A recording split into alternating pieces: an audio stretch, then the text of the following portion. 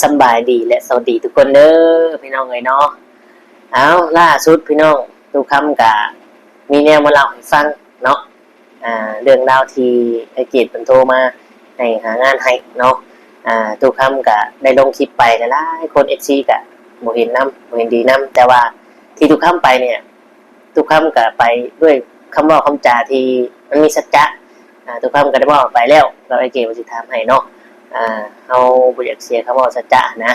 เลยไปพี่น้องนอนมารับเขาในใจเขาอยู่เดียวเนาะแต่ว่าที่มีเรื่องที่เราฟังนี่ทุกคำไปเลย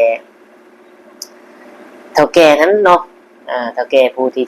จ้างทุกคำก็ยังไม่ได้คุยรายละเอียดออกว่าเพิ่นยังให้ออกเงินให้ก่อนออกกระโดดให้อย่างประมาณนี้แต่เพิ่นน่ะฮู้จักบัดนี้เพิ่นให้ถามเบิ่งฮู้เพิ่นฮู้จักบัดนี้พี่น้องเพิ่นก็เลยเว้าตามนี้แหละพี่น้องเอ้ยเนาะ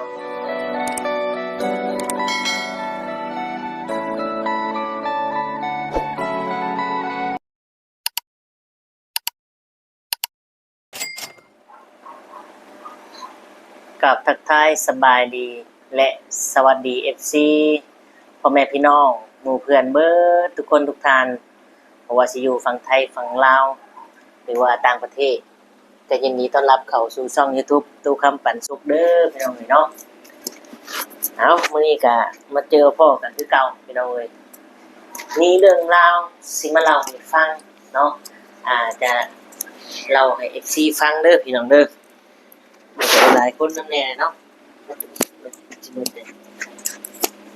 ได้ฟังนำกันทุกคนเลย มื้อวันหยังมื้อวันหยังวันศุกร์เฮ้ยนักเรียนอะไรเนี่ยวันจันทร์วันจันทร์ไปโรงเรียนการกันบ้านทำเสร็จยังเสร็จแล้วเรียบร้อยใช่ไหมเรียบร้อยแล้วก็โอเค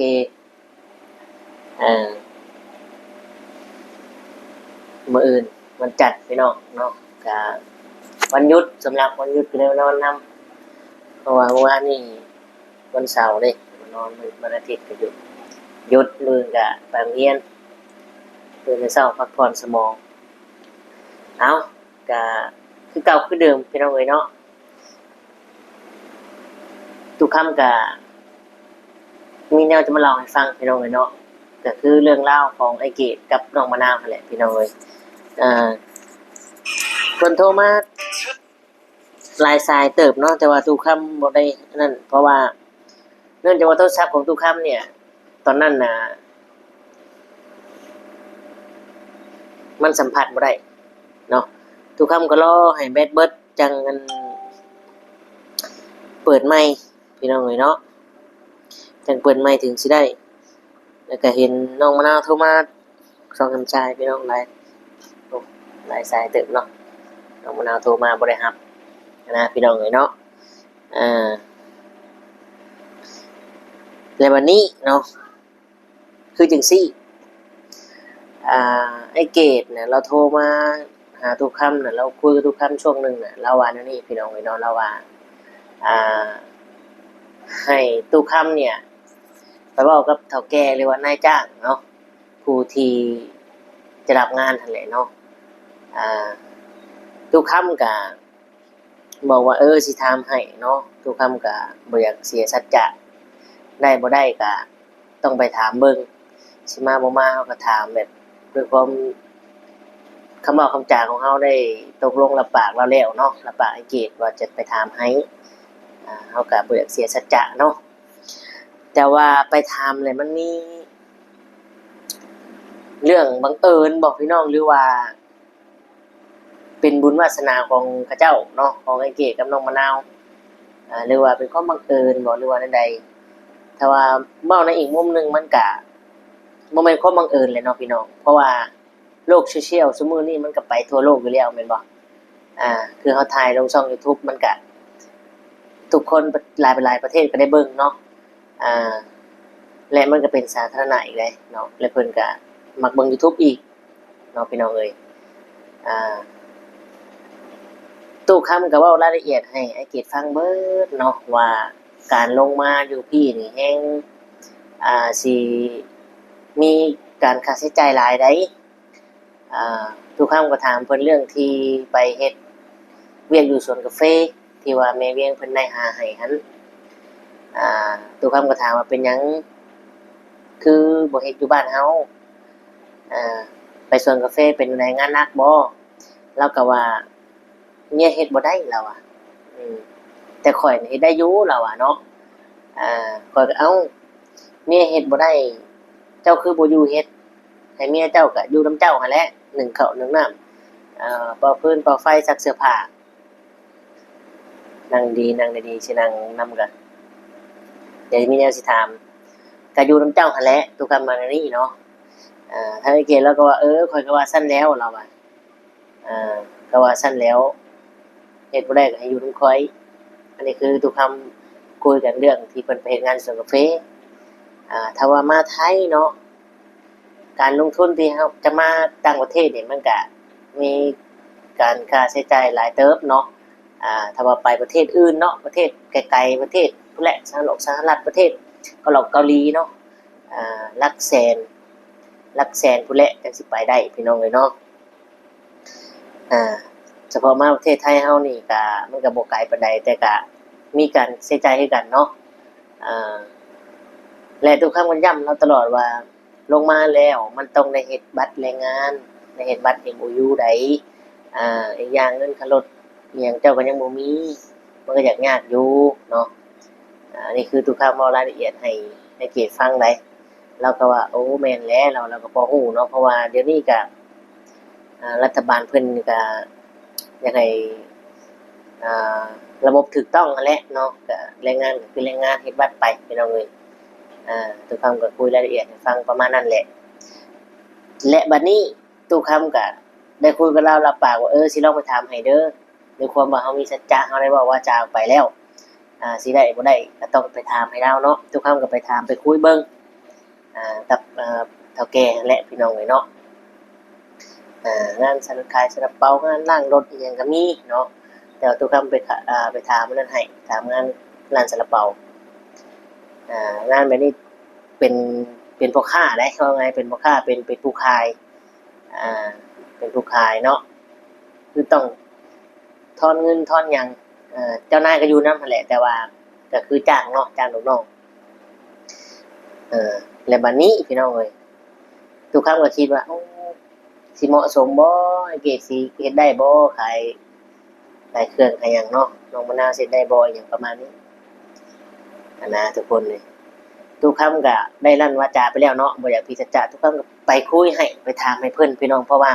ถ้าว่าไอ้เกมมันนี้บ่ลงมากก็มีหมู่เพื่อนในวันนี้ที่พี่น้องอยู่อยากเฮ็ดงานเนาะทุกคำก็เลยถือโอกาสนี้ไปถามให้เลยไปถามแล้วมันเป็นแนวนี้พี่น้องเอ้ยคือเฒ่าแก่เพิ่นน่ะ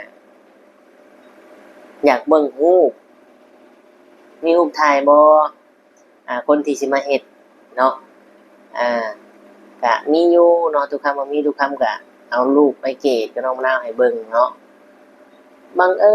ญเพิ่นก็เบิ่งเพิ่นก็นึกออกพี่น้องเพิ่นว่าเอ้าคนนี้คือคุ้นๆแท้เราอ่ะ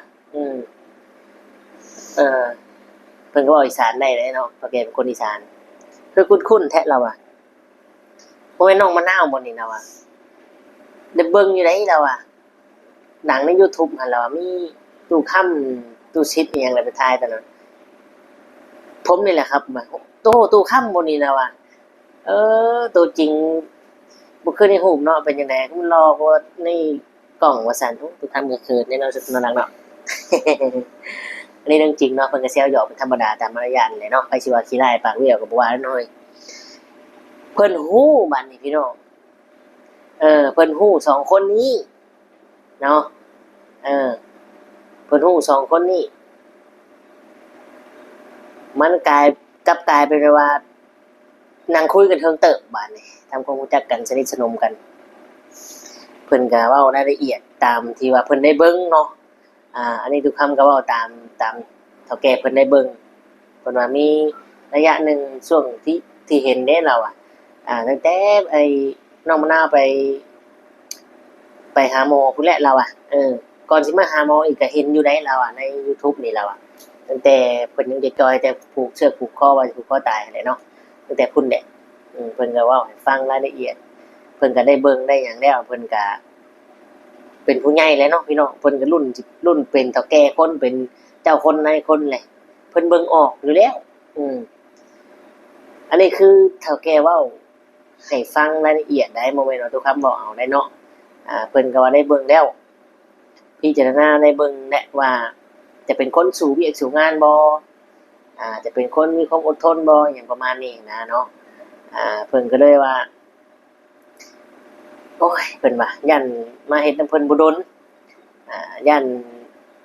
เฮ็ดบ่ได้เนาะเพราะว่าเพิ่นก็ติดตามแต่โดนเติบแหละเพิ่นว่าเนาะติดตามแต่โดนเติบได้บ่ได้ค่อยเบิ่งช่วงที่ว่าเพิ่นนี่แหละเพิ่นมีปัญหาถกเถียงกันนี่แหละเราเพิ่นเบิ่งเราเบิ่งจนติดตามมาตั้งแต่ตู้ซิดไปมอบรถไถให้พุ่นใดพี่น้องเอ้ยเนาะ ทุกคำก็เลยโอ้ครับว่านี่แหละพี่น้องเอ้ยเนาะเพิ่นก็เบิ่งแล้วก็เพิ่นก็เล่าให้ฟังนั่นแหละเพิ่นก็เบิ่งแล้วเพิ่นก็น่าสิเบิ่งออกหั้นแหละเนาะพี่น้องว่าเป็นจังใดว่าสิสู่เวียกสู่งานได้บ่เฮ็ดได้บ่หยังประมาณนี้นะทุกคนเลยเนาะเพิ่นก็เลยปฏิเสธทุกคำเนาะเพิ่นก็เลยปฏิเสธทุกคำว่าเพิ่นบ่รับเนาะเพิ่นบ่รับก็ยังบ่ได้คุยถึงเรื่องขั้นตอนที่ว่าให้ออกค่ารถอีหยังให้ก่อนเลยพี่น้องเอ้ยยังบ่ได้คุยซ้ำยังบ่ได้คุยซ้ำมีแต่พูดเว้าเรื่องที่ว่าอยากมาฝากคนงานมาสมัครงานตอนแรกเราก็ว่าทุกครั้งสิไปเฮ็ดเองนั่นแหละพี่น้องเอ้ยเนาะเราก็ว่าอยากได้เอาอยู่แล้วเนาะทุกคำก็เลยว่าโมเมนต์ทุกคำโมเมนต์ข่อยดอกเป็นลูกหลานเรียกว่าญาติพี่น้องนับถือกันอยู่บ้านคนบ้านเดียวกันนะทุกคำก็เลยว่าคนอายุจักปีประมาณเท่าไรเพิ่นว่าเนาะมีรูปถ่ายรูปหยังเขาอยู่บ่เบิ่งดูเราทุกคำก็เลยให้เบิ่งก็เลยเกิดเหตุการณ์ที่ทุกคำบ่ให้ฟังนั่นแหละเนาะเพิ่นก็ติดตามอยู่เพิ่นว่าติดตามเบิ่งตลอดเนาะมีช่วงนึงแหละบ่ได้เบิ่งเรางานหลายมีคนงานแน่เราก็คือสิเข้าใจกันเนาะทุกคำก็เว้าได้ประมาณนี้แหละทุกคำจะบ่เว้ารายละเอียดมากกว่านี้ดอกเพราะว่าเดี๋ยวเพิ่นเรียกว่า FC บางคนเดี๋ยวสิหาว่าทุกคำเย้ยทุกคำนั่นอีกนะ FC ผู้ที่เขาเคยคอมเมนต์มีแต่ทุกคำเว้าสำนี้แหละก็พอเนาะผู้ใดผู้เพิ่นที่เบิ่งเพิ่นก็น่าสิคิดออกแล้วก็ฮู้อยู่ดอกว่านายจ้างผู้นั้นเพิ่นแนวใดเป็นหยังเพิ่นคือบ่เอาเหตุผลอีหยังเนาะเพราะว่าเพิ่นก็ติดตามเบิ่งเด้เพิ่นก็ได้ฮู้พี่น้องเอ้ยเนาะนั่นแหละทุกคำก็รู้สึกสบายใจโล่งอกไปหมดโล่งอกแบบใดเพราะว่าทุกคำได้มาเว้ามาหามาคุยตามที่ได้ลั่นวาจากับไอ้เกดแล้วเนาะแล้วก็รู้สึกว่าโล่งอกโล่งใจไปหน่อยนึงพี่น้องเอ้ยเนาะตอนบ่ได้ไปทำนั่นก็บ่สบายใจเนาะด้วยคำว่าของจาที่ว่าได้เว้ากันกับไอ้เกดมันก็บ่อยากเสียสัจจะเนาะก็โอ้ยบ่ม่วนอยู่เนาะก็บ่อยากค่อยรับ ก็เลยไปไปคุยให้เลาเนาะเพราะว่าเฮาก็เคยช่วยเหลือกันนะก็ลองเบิ่งนะทำเฮาก็ได้เว้าไปแล้วเนาะบ่เว้าก็เดี๋ยวคำว่าจางเฮามันสิบ่ศักดิ์สิทธิ์นะมันก็แม่นอยู่มีไผฮู้แต่ว่าเฮาฮู้ด้วยจิตใจเฮาเองเฮาด้วยตัวเฮาเองเนาะเพราะว่าเฮาเว้าใดๆเฮาก็ต้องไปพี่น้องไปก็บ่แพงดอกเนาะนั่งรถไปก็ประมาณ100นึงประมาณนี้เด้พี่น้องก็บ่ได้ไกลไปก็คือเว้าหั่นแหละเพิ่นก็ฮู้อยู่เนาะได้เบิ่งได้ชมแล้ว FC ก็คอมเมนต์เข้ามาก็หลายคนเนาะบ่พร้อมนำก็แม่นของเพิ่นแหละพี่น้องเอ้ยเนาะเฮาก็เคยเห็นที่ผ่านมาแหละเนาะมีแต่ว่าเป็นกำลังใจให้คือเก่าเนาะอยู่บ้านอยู่เมืองก็หาหมกหน่อไม้ยามเกี่ยวข้าวก็ไปหารับจ้างเกี่ยวข้าวเด้อน้องมะนาวเด้อถ้าจะเบิ่งคลิปอ้ายอยู่ยามที่มีงานที่มีคนจ้างน่ะก็ไปเนาะก็ไปเฮ็ดพี่น้องเอ้ยส่วนกาแฟนี่อยู่บ้านเฮาได้ เนาะบ่ได้ข้ามน้ำข้ามทะเลมาคือไปซี่ได้เพิ่นก็ว่าอยู่บ่ได้เนาะเอากะประมาณนี้คลิปนี้กะฝากไว้ซ้ำนี้แหละเนาะลักเนาะหาวหลายเทื่ออะไรนี่เออกะขอขอบคุณกับคุณ FC ที่เข้ามาเบิ่งมาชมกดไลค์กดแชร์ให้เนาะลักเนาะแต่ที่สำคัญเนาะบ่กดข้ามโฆษณาให้ทุกคำขอบคุณกับคุณหลายๆเนาะเพื่อได้รายได้จากตรงนั้นพอได้ให้สุนัขไปโรงเรียนกินขนมเนาะเอาท้ายในส่วนนี้ก็คือสิได้กล่าวคำว่าสำบายดีแหละสวัสดีครับ